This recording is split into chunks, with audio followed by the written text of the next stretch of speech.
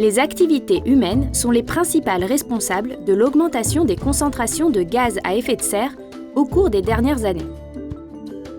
Ces gaz se caractérisent par l'absorption d'une partie du rayonnement émis par la Terre, ce qui provoque le réchauffement de sa surface. L'augmentation de la concentration des gaz à effet de serre, provenant essentiellement de la combustion de combustibles fossiles et les processus industriels, provoque une augmentation de la température de la Terre. Plus particulièrement, les processus impliqués dans la production des chaussures génèrent des déchets et émettent des gaz polluants dans l'atmosphère. On estime que les émissions mondiales de la fabrication des chaussures sont environ 250 millions de tonnes d'équivalent CO2 par an. Pour tenter de réduire l'impact environnemental associé à l'industrie de la chaussure, le projet Life CO2 Shoe est né.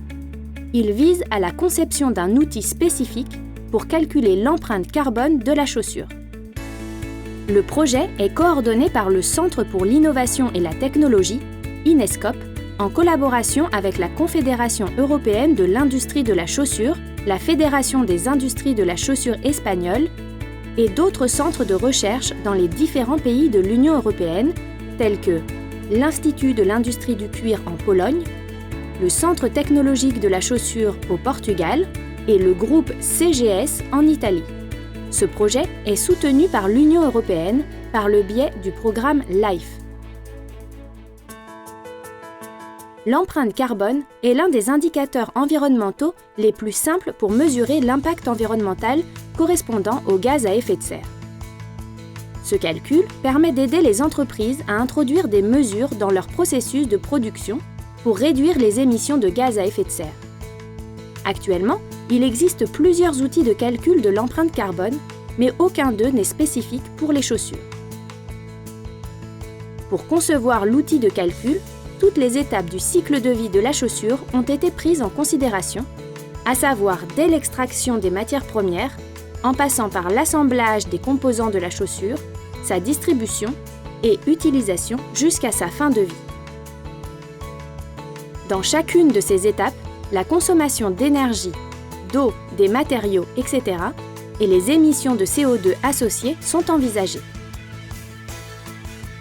L'outil de calcul a été validé par un tiers indépendant, l'Association espagnole de normalisation et certification, AENOR, qui a également vérifié le calcul de l'empreinte carbone d'une paire de chaussures de l'entreprise División Anatómicos SL.